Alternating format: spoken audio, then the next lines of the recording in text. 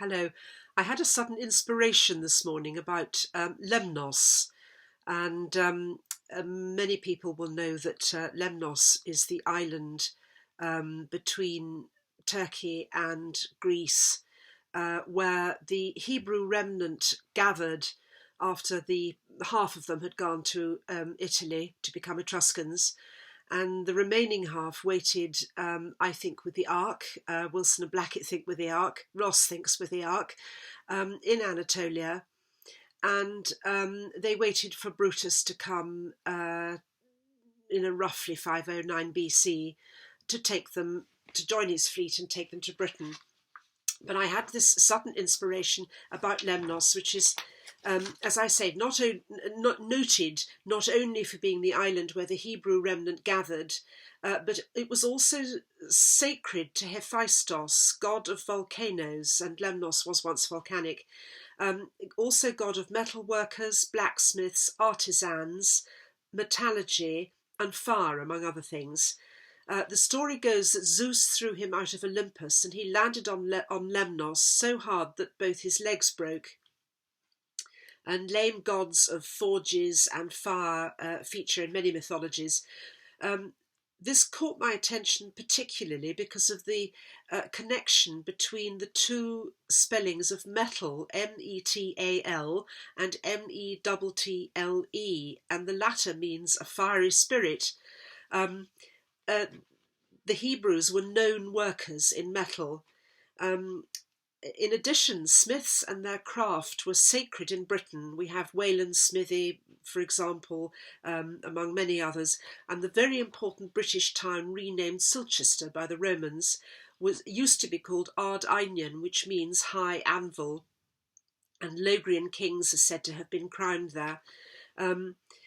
There was a cult of Hephaestos on Lemnos, and it suddenly occurred to me that this myth might well be either a deliberate code for the Hebrew remnant or a folk memory. It doesn't really matter which.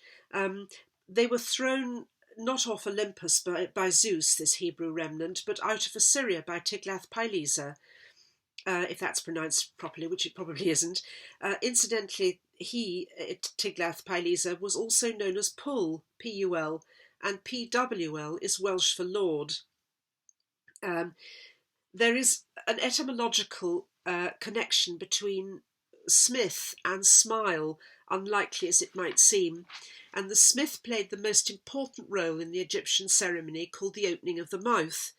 The instrument used was shaped like the tail of a fish, and we met fish last time.